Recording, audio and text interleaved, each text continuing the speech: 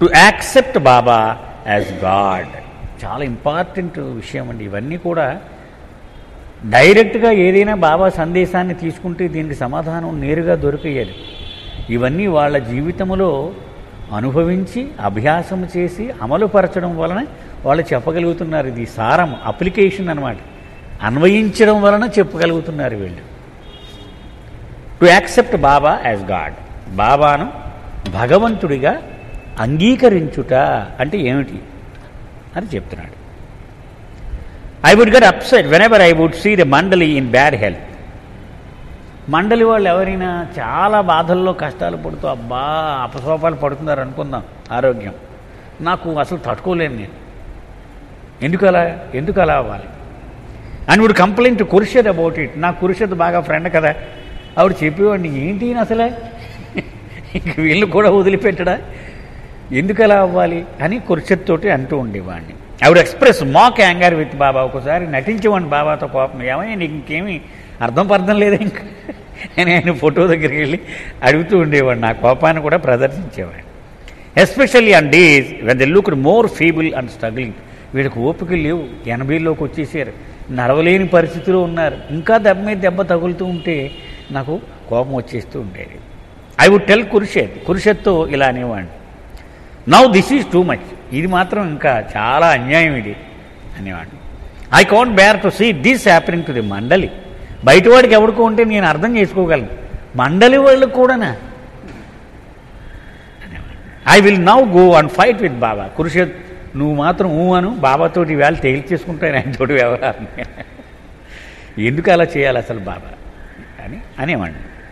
కుర్షద్ would రిప్రిమాండ్ మీ, తిట్టేది కుర్షద్, తప్పు. When I would say this and explain, నన్ను మందలించి ఇలా చెప్పేది, యు ఫీల్ దిస్ వే, నువ్వు ఇలాగ ఎందుకు అనుకుంటున్నావో రహస్యం చెప్పనా, because you doubt that Baba is God. ఇలాగ నీవు అనుకుంటున్నావంటే బాబాయే పరమేశ్వరుడు అని సంపూర్ణ విశ్వాసము నీలో లేదు. దానికి రుజువు ఇది. ఎంత సూటిగా నేరుగా చెప్పేసింది ఆవిడ. At these I would protest. నాకు కోపం వచ్చింది, ఆవిడ ఎలా అనగానే నాకు ఇంకా కోపం వచ్చింది. వై డూ సే దట్ అంటే నేను ఇంత పాటలు పడుతున్నాను, ఆయన నాకు దేవుడి మీద నమ్మకం లేదా నాకు ఆయన మీద. I accept him as God. 100% ఆయన దేవుడుగా నేను అంగీకరించాను, ఇందులో అనుమానం లేదు. How can I change the situation at least for the Mandali. He can change the situation at least for the Mandali who gave their whole lives to him. కనీసం మండలి విషయంలోనే జాలి లేకపోతే ఎలాగ, వాళ్ళ జీవితాలన్నీ అలా ధారపోసేసారు ఆయన కోసం, వాళ్ళ మీద కూడా జాలి లేకపోతే ఎలాగా. అందుకని అంటున్నాను కానీ నాకు విశ్వాసం లేకపోవడం కాదు. Why does he not do so, అలా ఎందుకు జాగ్రత్త తీసుకోవడం ఆయన, అందుకు నేను కోప్పడుతున్నాను ఆయన మీద అన్నాను. అగైన్ కురుషత్ సరిగా విను, మళ్ళీ చెప్తోంది ఆవిడ, యూ డౌట్ బాబా, నీకు పూర్తిగా నమ్మకం లేదు నీకు బాబా మీద. కరాఖండిగా చెప్తోంది ఆవిడ, నీకు సంశయం ఉంది.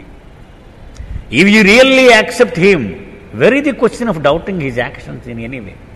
నీకు నిండు విశ్వాసము ఉంటే ఆయన చేతలను తప్పు పట్టడానికి కానీ సందేహించడానికి కానీ దమ్ము ఎక్కడిది నీకు ఆ సంశయంలోంచే వచ్చింది ఇదంతా. Those who have accepted him 100% as God have no doubts about any of his actions.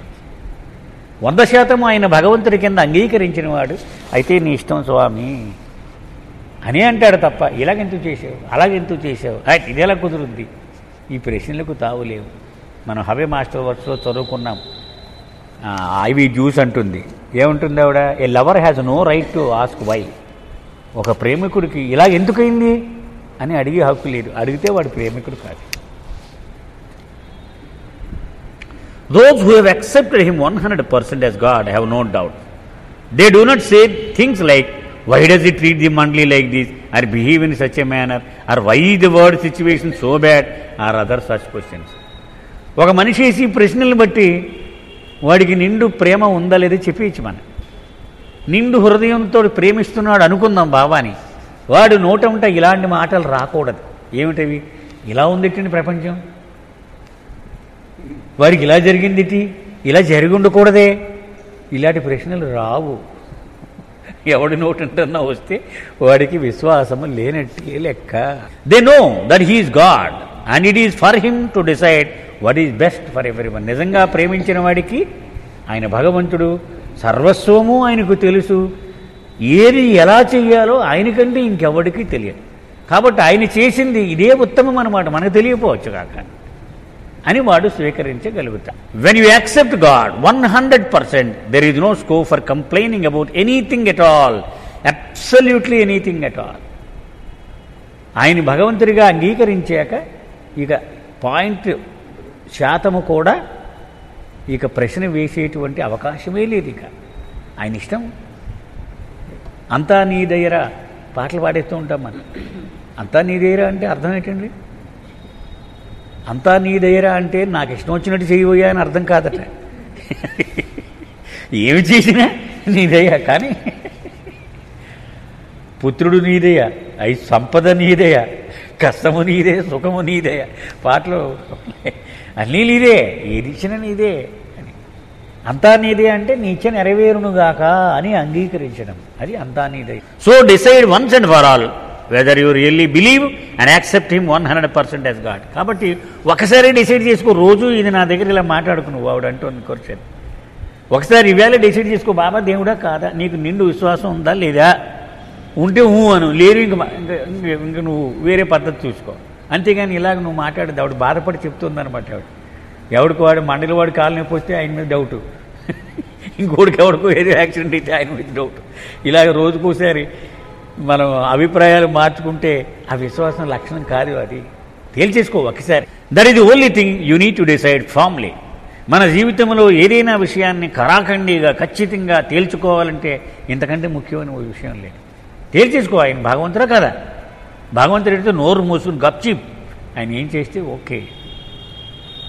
ఎందుకని మనకేం తెలియదు కాబట్టి, ఏది ఏమిటో మనకు తెలియదు, ఆయనకి తెలుసు సర్వము. కాబట్టి ఆయన చేసింది కరెక్ట్, అదంతే, మనకు తెలియదు అది. Having decided that there is nothing else left to decide, for God knows all and does all. ఇది ఒక్కటే మనం తేల్చుకోవాల్సింది, మిగిలినవి ఆయన తేలుస్తాడు అన్నీ. ఆయనకి సర్వము తెలుసును అనేది ఒప్పుకుంటాం మనం, అది కనుక ఒప్పుకుంటే. Such profound advice coming from Baba's Mandali Khurshid touched my heart. ఆ క్షణంతో నా హృదయం మారిపోయింది.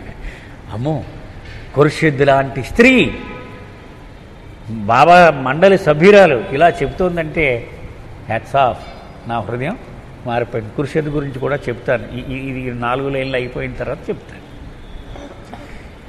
She had been restricted to a chair for the last 20 years of her life, and she could not walk, and her vision was a blur, for she could only see shadows.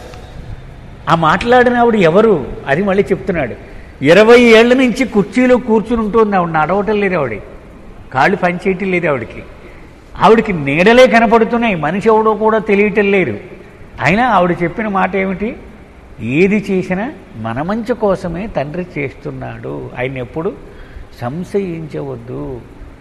అంటే ఆవిడకంటే ఇంక కష్టం పడినవాడు ఎవడు లేడు సుమా అని చెప్తున్నాడు. 20 ఏళ్ల నుంచి ఆవిడ వరిస్తుంది ఆవిడ, కానీ ఎప్పుడు క్వశ్చన్ చేయలేడు బాబా అని ఆవిడ. But Khurshid's inner vision was very clear and totally unclouded by doubts.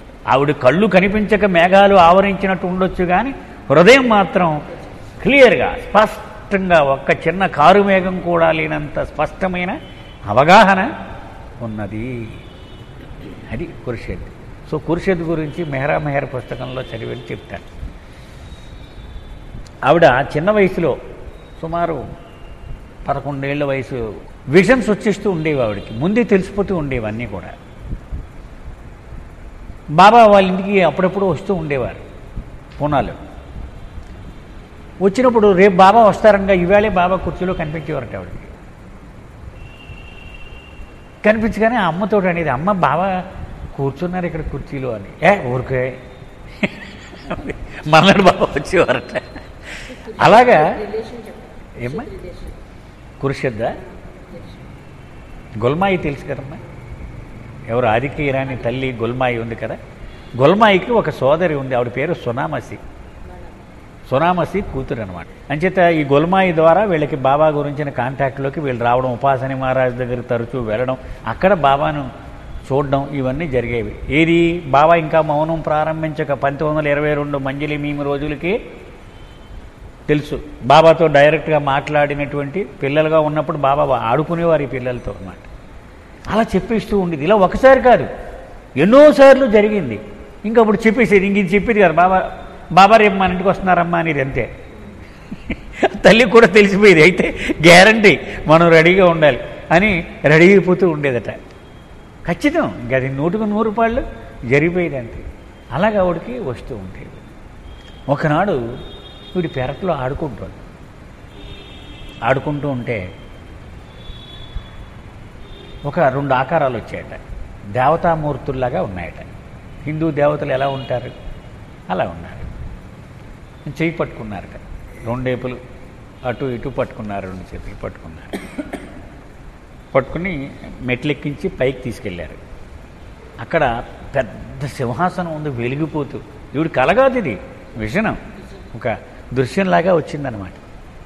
Lakshmidevi కూర్చుని ఉందట. సాక్షాత్తు లక్ష్మీదేవి కూర్చుని ఉంది. కూర్చుని ఇంట్లోకి ఇవన్నీ పిలిచి చూసింది లక్ష్మీదేవి. వాడు అలా ఎదురుగుంటే చూస్తోంది. నువ్వెప్పుడు పెళ్లి చేసుకోకు సుమా అని చెప్పింది లక్ష్మీదేవి. చేసుకోను నేను, చేతులు చెయ్యమంది.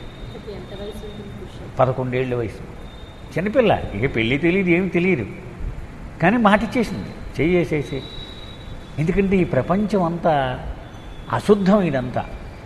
అందుచేత ఈ మగవాళ్ళంతా దుర్మార్గులు, వాళ్ళంతా ప్రపంచం వైపు లాగెట్టుకుంటారంటే ఈ పిల్లకి చెప్తుందన్నమాట లక్ష్మీదేవి. అది చూపించిందట. కటకటాలు వెనకాల ఉన్నారండి మగవాళ్ళందరూ, వీళ్ళంతా మాయలో మగ్గిపోయి ఉంటారు, అంచేత నిన్ను కూడా అట్లా లాగేస్తారు. నాకు మాట ఇస్తామా, నీకు మంచిది కాదు అసలు అని చెప్పిందట. అలాగే మాట ఇచ్చేసింది ఆవిడ. అప్పుడు తన సింహాసనం మీద కూర్చోబెట్టి తన కిరీటం తీసి ఈ పాపకి పెట్టి పురుషుడిని కూర్చోబెట్టింది అనమాట. ఈ కథ తర్వాత బాబాకి చెప్పిందనమాట. చెప్పబోతుంటే బాబా అన్నారు, నాకు అన్నీ తెలుసు, వదిలే అన్నారు. చెప్పొద్దు నువ్వు అన్నారు. అలాగే పెళ్లి చేసుకోలేదు ఆవిడ. బాబా శ్రీమండల్లో ఉండిపోయింది ఆవిడ పురుషుడంటే. అంటే అవగాహన అంటే ఎలా ఉండాలి అనేటువంటిది అదనమాట. తనకి కష్టం గురించి ఎప్పుడూ ఆలోచించేవారు కాదు. మండలి వాళ్ళ లక్షణమే. మండలి వాళ్ళు అందరూ కూడా అలాగే కష్టాలు పడుతూనే. ఇప్పుడు బాబుజీ ఉన్నాడు, ఎన్ని ఆపరేషన్లు, 5 ఆపరేషన్లు ఎన్ని